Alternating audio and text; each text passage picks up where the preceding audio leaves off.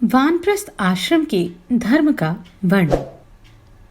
व्यास जी कहते हैं, द्विजवरों, इस प्रकार आयु के 2 भाग व्यतीत होने तक गृहस्थ आश्रम में रहकर पत्नी तथा अग्नि सहित वानप्रस्थ आश्रम में प्रवेश करें, अथवा पत्नी का भार पुत्रों पर रखकर या पुत्र के पुत्र को देख लेने के पश्चात जरा जीर्ण कलेवर को लेकर वन के लिए प्रस्थान करें। उत्तरायण का श्रेष्ठ काल आने पर शुक्ल पक्ष के पूर्वान भाग में वन में जाएं। वहां नियमों का पालन करते हुए एकाग्रचित होकर तपस्या करें। प्रतिदिन फल मूल का पवित्र आहार ग्रहण करें। जैसा अपना आहार हो उसी से देवताओं और पितरों का पूजन किया करें। नित्य प्रति अतिथि सत्कार करता रहें। स्नान करके देवताओं की पूजा करें। घर से लाकर एकाग्रचित हो 8 ग्रास भोजन करें। सदा जटा धारण किए रखें। नख और रोए ना काटें। सर्वथा स्व अध्याय किया करें। अन्य समय में मौन रहें। अग्निहोत्र करता रहें तथा अपने आप उत्पन्न हुए भांति भांति के पदार्थों और शाक या मूल फल के द्वारा 5 महायज्ञों का अनुष्ठान करें। सदा फटा पुराना वस्त्र पहने। तीनों समय स्नान करें। पवित्रता से रहें। प्रतिग्रह ना लेकर संपूर्ण प्राणियों पर दया करते रहें। द्विज को चाहिए कि वह नियम पूर्वक दर्श एवं पौर्णमास नामक यज्ञों का अनुष्ठान करे। ऋतविष्ठि, आग्रयण तथा चातुर्मास व्रतों का भी आचरण करें। क्रमशः उत्तरायण और दक्षिणायन यज्ञ करें। वसंत और शरद ऋतुओं में उत्पन्न हुए पवित्र पदार्थों को स्वयं लाकर उनके द्वारा पुरोडाश और चरु बनाएं और विधि पूर्वक पृथक पृथक देवताओं को अर्पण करें। परम पवित्र जंगली अन्न द्वारा निर्मित हविष्य का देवताओं के निमित्त हवन करके स्वयं भी यज्ञशेष अन्न का भोजन करें। मध्य मास का त्याग करें। जमीन पर उगा हुआ तृण, घास तथा बेहड़े के फल ना खाएं।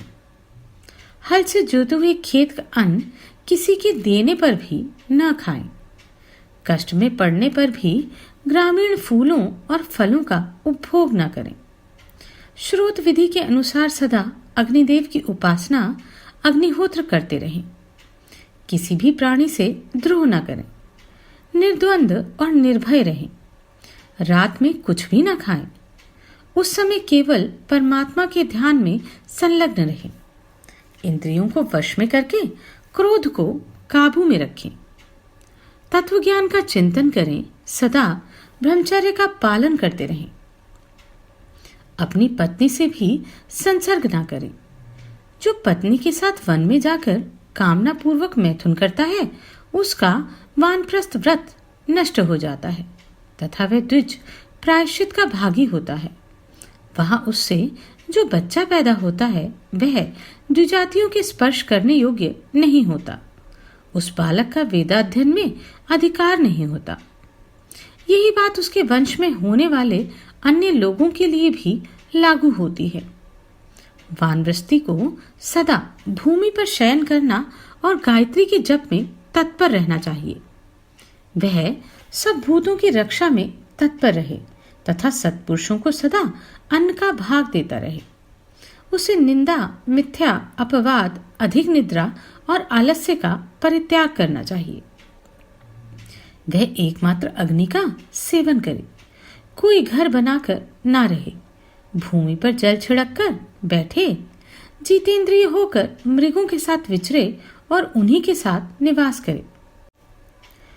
एकाग्रचित होकर पत्थर या कंकड़ पर सो रहे। वानप्रस्थ आश्रम के नियम में स्थित होकर केवल फूल, फल और मूल के द्वारा सदा जीवन निर्वाह करे। वह भी तोड़कर नहीं, जो स्वभावतः पक कर अपने आप झड़ गए हों, उन्हीं का उपभोग करे। पृथ्वी पर लौटता रहे अथवा पंजों के बल पर दिन भर खड़ा रहे। कभी धैर्य का त्याग न करे। गर्मी में पंचाग्नि का सेवन करे। वर्षा के समय खुले मैदान में रहे। हेमंत में ऋतु में भीगा वस्त्र पहने रहे। इस प्रकार क्रमशः अपनी तपस्या को बढ़ाता रहे। तीनों समय स्नान करके देवताओं और पितरों का तर्पण करे। एक पैर से खड़ा रहे अथवा सदा सूर्य की किरणों का पान करे। पंचाग्नि के धूम, गर्मी अथवा सोमरस का पान करे। शुक्ल पक्ष में जल और कृष्ण पक्ष में गोबर का पान करे अथवा सूखे पत्ते चबाकर रहे अथवा और किसी कलेशमय वृत्ति से सादा जीवन निर्वाह करे। योगाभ्यास में तत्पर रहे। प्रतिदिन रुद्राष्टाध्यायी का पाठ किया करे। अथर्ववेद का अध्ययन और वेदांत का अभ्यास करे। आलस्य छोड़कर सदा यम नियमों का सेवन करे। काला मृग चर्म और उत्तरीय वस्त्र धारण करे। श्वेत यज्ञोपवीत पहने। अग्नियों को अपने आत्मा में आरोपित करके ध्यान परायण हो जाए अथवा अग्नि और ग्रह से रहित हो मुनि भाव से रहते हुए मोक्ष परायण हो जाए। यात्रा के समय तपस्वी ब्राह्मणों से ही भिक्षा ग्रहण करे अथवा वन में निवास करने वाले अन्य गृहस्थ द्विजों से भी वह भिक्षा ले सकता है। यह भी संभव ना हो तो वह गांव से ही 8 ग्रास लाकर भोजन करे और सदा वन में ही रहे। दोने में, हाथ में अथवा टुकड़े में लेकर खाया आत्मज्ञान के लिए नाना प्रकार के उपनिषदों का अभ्यास करे। किसी विशेष मंत्र, गायत्री मंत्र तथा रुष्टाध्यायी का जप करता रहे अथवा वह महाप्रस्थान आमरण यात्रा आरंभ करके निरंतर उपवास करे अथवा ब्रह्मपरायण विधि में स्थित होकर और कोई ऐसा ही कार्य करे। यात्रा के समय तपस्वी ब्राह्मणों से ही भिक्षा ग्रहण करे अथवा वन में निवास करने वाले अन्य गृहस्थ द्विजों से भी वह भिक्षा ले सकता है। यह भी संभव ना हो तो वह गांव से ही 8 ग्रास लाकर भोजन करे और सदा वन में ही रहे। दोने में, हाथ में अथवा टुकड़े में लेकर खाया आत्मज्ञान के लिए नाना प्रकार के उपनिषदों का अभ्यास करे। किसी विशेष मंत्र, गायत्री मंत्र तथा रुष्टाध्यायी का जप करता रहे अथवा वह महाप्रस्थान आमरण यात्रा आरंभ करके निरंतर उपवास करे अथवा ब्रह्मपरायण विधि में स्थित होकर और कोई ऐसा ही कार्य करे। नमस्कार, मैं आभा शर्मा जावास वानप्रस्थ आश्रम के धर्म के वर्णन के इस अध्याय में हमने जो अत्यंत कठिन नियम जाने, क्या वह आज के समय में किए जा सकते हैं? मुझसे अवश्य अपने अनुभव को शेयर करें।